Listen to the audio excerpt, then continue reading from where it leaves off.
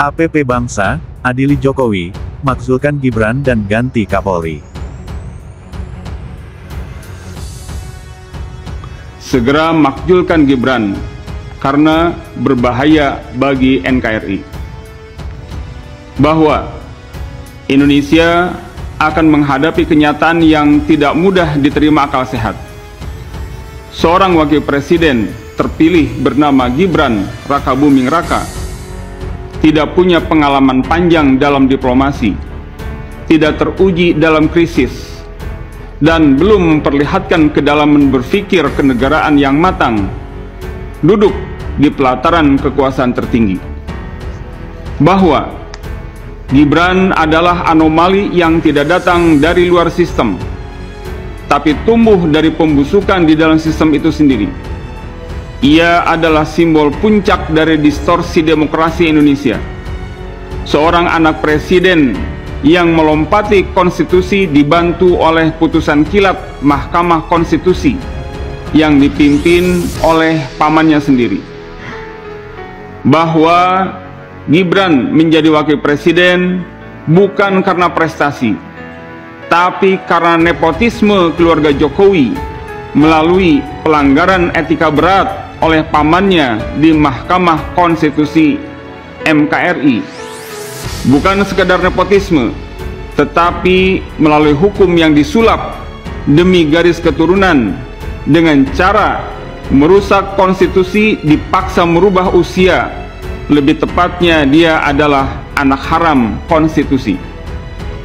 Bahwa Gibran tidak pantas menjadi wakil presiden Republik Indonesia jika suatu saat karena keadaan tertentu ia menggantikan posisi presiden dikarenakan presiden sakit, wafat, atau krisis konstitusional. Ya, negara ini kan negara besar yang memiliki sistem ketatanegaraan.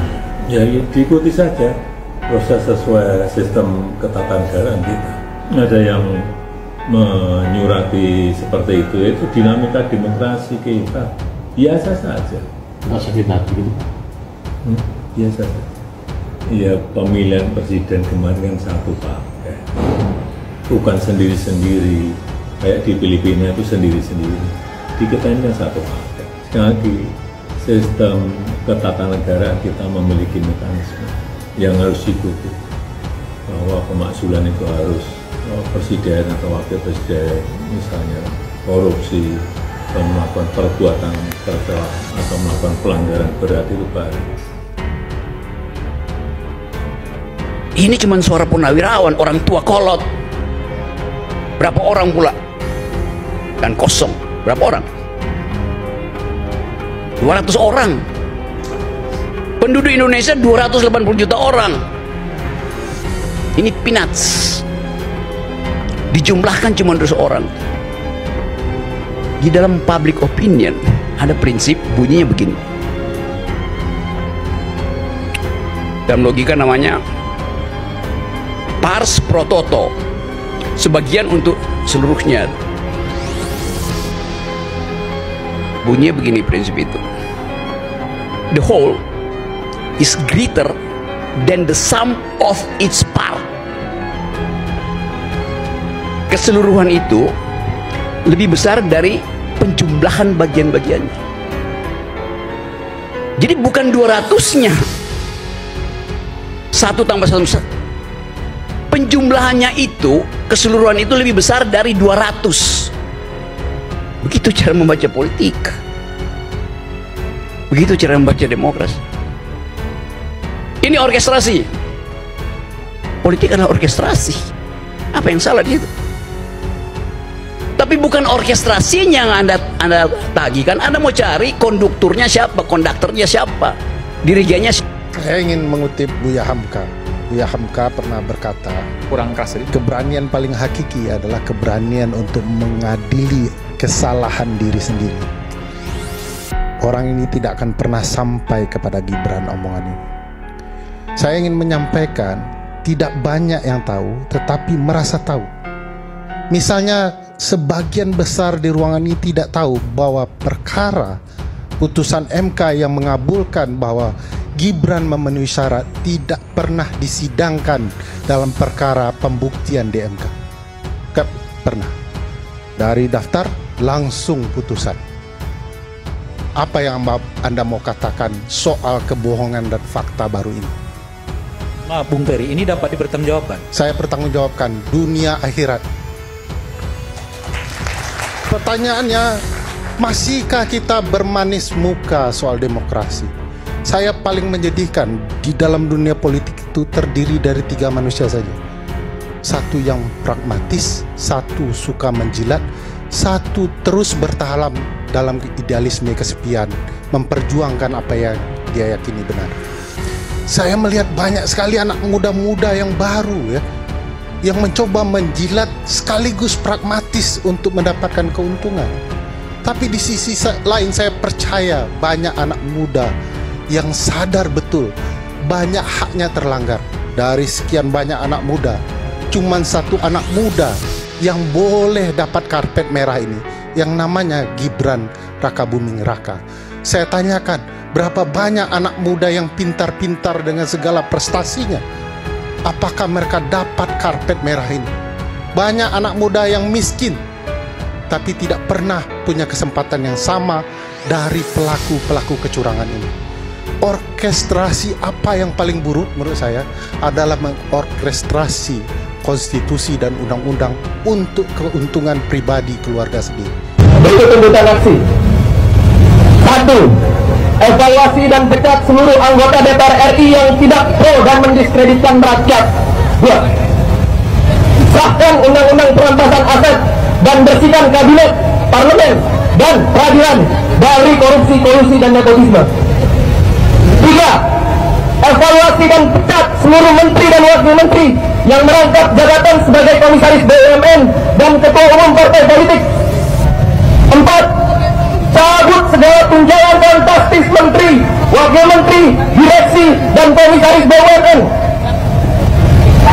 5. Pecat Kapolri dan laksanakan reformasi kepolisian secara menyeluruh. 6. Revisi Undang-Undang TNI dan hentikan pembangunan Kodam yang memperkuat watak militeristik rezim. 7. Tolak kenaikan pajak miskin dan tolak efisiensi anggaran pendidikan, kesehatan, dan pertahanan sesuai dengan amanat konstitusi Undang-Undang Dasar 1945. 8. Wujudkan reforma agraria sejati dan turunkan harga. 9. Bangun industri nasional dan jalankan brand reform sejati. Dan ke-10, adili Jokowi dan kloni-kloninya dan makzulkan Gibran. Menyikapi perkembangan 1-2 hari ini soal demo besar-besaran, maka kami yang ada di sini bertemu. Ada Edi Mulyadi, ada Mas Roy Suryo, ada Faisal Azegab, ada Maijen Sunarko, ada Dr. Tifa, ada Mary, ada saya, Refli Harun, ada Rizal Fadila, dan ada Rustam Effendi. Kami bersepakat untuk 3 hal. 1. Bersepakat membentuk sekretariat bersama untuk memperjuangkan agenda ketiga. Yang kedua, kami mengundang konsolidasi tokoh-tokoh nasional ini dan juga nanti tokoh-tokoh yang ada di luar sana untuk menggugat, menyampaikan, dan kemudian memperjuangkan agenda ketiga ini, yaitu adili Jokowi dan makzulkan Gibran. Menyikapi ini, teman-teman semua, deklarator dan pendiri projo berkumpul menyatakan keprihatinan dan rasa duka yang dalam terhadap situasi ini. Kepada Pak Prabowo, kami kasih waktu 2 kali 24 jam, 2 hari, 2 malam untuk mengganti pucuk pimpinan Polri. Dan sampai Oktober untuk membersihkan anasir-anasir lama, kekuatan lama dari kabinet Prabowo Gibran. Makzulkan Gibran. Ini ada tambahan, makzulkan Gibran. Nah, ini adalah satu agenda penting juga karena kami mendengar informasi hari Senin itu Ketua DPR akan menerima purnawirawan TNI Polri untuk menindaklanjuti surat resmi yang pernah masuk ke DPR. Luar biasa pemirsa, kerasnya projo beberapa orang yang ada di meja yang sedang rapat itu, ya.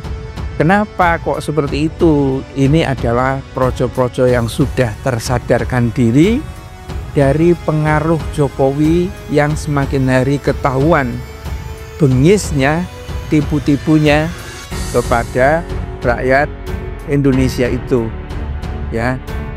Dan inilah yang kemudian disarankan kepada Prabowo, ya, supaya segera copot Kapolri.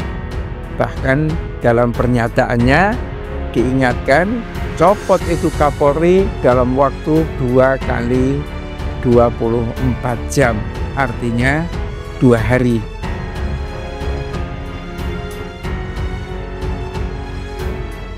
Akumulasi berbagai permasalahan terutama kondisi ekonomi bangsa dan persoalan dalam penegakan hukum dinilai menjadi akar permasalahan dari unjuk rasa besar-besaran yang berujung pada kerusuhan hingga menimbulkan korban jiwa beberapa hari terakhir. Kondisi ini menurut Aliansi Penjaga dan Pencinta Bangsa (APBangsa) merupakan buntut dari warisan kepemimpinan Joko Widodo sebagai Presiden ke-7 Indonesia. Imbasnya, kepemimpinan Prabowo Subianto mengalami berbagai kesulitan terutama dalam menutupi utang luar negeri yang membengkak. Hal itu mereka sampaikan dalam pernyataan sikap tertulis yang diterima redaksi, Senin, tanggal 1 September tahun 2025. Dewan Pengurus Pusat dan Daerah APBangsa menegaskan, kondisi ekonomi bangsa dalam keadaan tidak baik saja warisan pemerintah Jokowi melalui pembangunan tanpa kelayakan yang menyebabkan beban dan kerugian seperti proyek mercusuar seperti KCIC, IKN, pelabuhan dan bandara yang kosong tanpa aktivitas DEL. Ditambah dengan utang yang luar biasa besarnya secara ugal-ugalan era pemerintahan Jokowi menjadi beban APBN untuk membayar bunga dan pokok hampir menyita sepertiga APBN. Sehingga pemerintah Prabowo dipaksa melakukan efisiensi yang berakibat kepada meningkatnya pajak di daerah yang mencekik rakyat secara langsung, sementara pembukaan lapangan kerja tidak signifikan, PHK dan pengangguran di mana-mana sehingga memiskinkan dan menyengsarakan hidup puluhan juta rakyat di seantero negeri. Kondisi ini semakin kacau karena dipicu oleh beberapa anggota DPR yang tidak peka menyatakan dan berbuat hal yang menyakiti hati rakyat. Termasuk pernyataan Menkes Sri Mulyani menyebabkan akumulasi kemarahan, sehingga terjadi perlawanan rakyat dalam bentuk demonstrasi di Jakarta dan di berbagai daerah rakyat. Karena rakyat benar-benar telah muak terhadap kelakuan elit penguasa dan DPR yang tidak berempati terhadap kesulitan ekonomi rakyat, sementara saluran penyampaian aspirasi dipersulit oleh DPR serta tidak terbuka, kata Ketua Umum APBangsa, Majen TNI, Purn, Dedi S. Budiman bersama Ketua Harian, Dian Sofiana dan Sekjen Syafril Syufian dalam pernyataan sikapnya. Mereka menambahkan, aksi demo besar-besaran sejak tanggal 25 Agustus hingga tanggal 31 Agustus juga memunculkan seruan publik termasuk para tokoh dari Ormas Islam NU dan Muhammadiyah yang meminta Kapolri Jenderal Listio Sigit Prabowo diganti. Sikap tegas Presiden Prabowo atas instansi kepolisian ditunggu publik, bukan mengancam-ancam masyarakat dengan tudingan provokatif apakah makar atau terorisme. Apalagi melakukan tindakan represif kepada rakyat, sebab hal itu akan jadi bumerang bagi kejatuhan Prabowo sendiri, ujar mereka. APBangsa menegaskan, apapun skenario kerusuhan ini dibuat, namun rakyat dan bangsa Indonesia mesti kembali kepada agenda strategis untuk memulai perbaikan negeri yakni desakan masif agar Jokowi diadili dan Gibran dimakzulkan.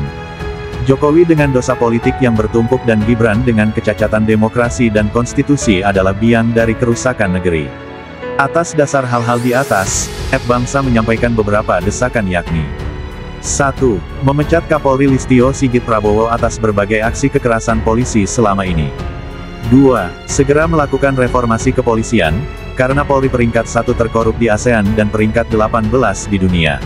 3. Segera meresafel semua menteri era Jokowi yang telah menyebabkan krisis fiskal, utang bengkak, pembangunan yang menjadi beban dan kesulitan ekonomi rakyat. 3. Presiden Prabowo melalui ketua-ketua umum Parpol Senayan untuk segera memproses pemakzulan Wapres Gibran Raka Buming Raka, karena akan selalu menjadi beban bagi pemerintah Prabowo adanya cacat bawaan konstitusi. 4. Menghimbau agar seluruh rakyat Indonesia memberikan kesempatan kepada Presiden Prabowo selama setahun jabatannya untuk melakukan perubahan sesuai poin 1/3. Jika tidak terjadi ada perubahan, tindakan lanjut diserahkan sepenuhnya kepada rakyat. 5. Presiden Prabowo harus tegas untuk meminta pertanggungjawaban Jokowi baik secara moral maupun hukum mengadili Jokowi dan keluarganya sebagaimana kerusakan yang diwariskan serta dugaan korupsi oleh OCCRP maupun kasus dugaan anaknya yang pelaporannya sudah ada di KPK.